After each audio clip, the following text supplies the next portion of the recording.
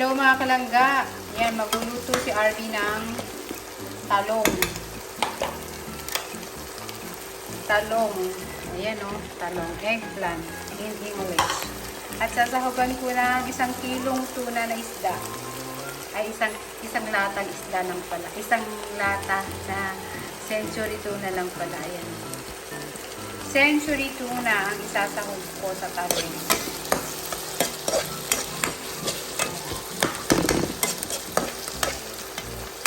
Lutuin muna natin ang sibuyas, bawang at kamatis. Ayan mga kalangga.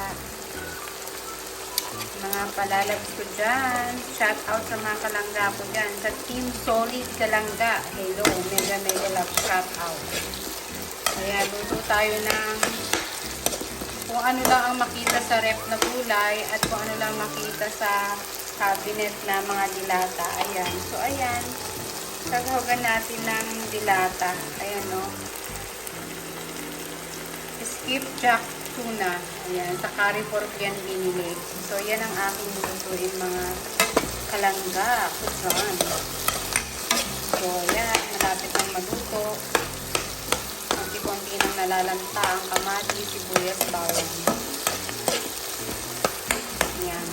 Napakasimpleng ulam ni RB pero pasasarapin natin dito mga kalangga. So, yan, talong lang ang aking pagkain for today. Talong, nasasahugan ko ng 1 kilong tuna na isda, ay isang lata lang pala. Ayan o. Para magkaroon naman ng lasa ang ating talong. Ayan, sasahugan ko yan mga kalangga. Mga palalabs ko dyan. Yan. Shout out sa Team Solid Kalangga ko dyan. So, alam niyo naman si RB, mahilig magluto ng simpleng mga luto lang. Na pagkain pangmasa, sabi niya. So, ayan. Pasasarapin natin ang talong. Ginisang talong na may sahog na 1 kilong tuna na isda at isang lata ng talong. Ang kulit ni RB, akala niyo 1 kilong tuna nga na isda. Yung pala isang latang nakakan lang pala. So, ayan. Luto-luto tayo. So, pwede natin ilagay ang talong. Ayan. Hiwa-hiwa ko na siya ng kahit anong hiwa ng mga kalangga. So, ayan lang. Mamaya na natin ilalagay yung tuna. Ayan. Ganyan lang ang ating simpleng ulam ni RB. So, ayan. Antayin natin maluto ang talong. Siguro mga 5 minutes lang. So, pwede natin ilagay ang tuna. Isang latang tuna. See you then, mga kalangga. Ayan na, mga kalangga. Ayan. Natin. So, lagyan natin ng konting oyster sauce. Para wala ng oyster sauce. Ayan.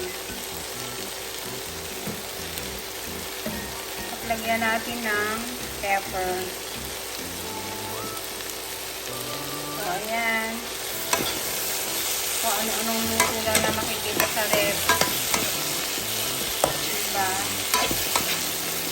At least, siya, may gulay pa rin tayo at may isda. So, ayan na mga kalangga. Malapit na siyang maluto. So, maya pwede, pwede natin ilagay ang tuna. Ayan. So, yan ang aking sahog mga kalangga. Ano kaya lasa nito? Mga kalangga. Talong na ginisa na nilagyan daw ng century tuna. Feeling ko masarap naman. Ayan. Lutuin pa natin mga kalangga ha.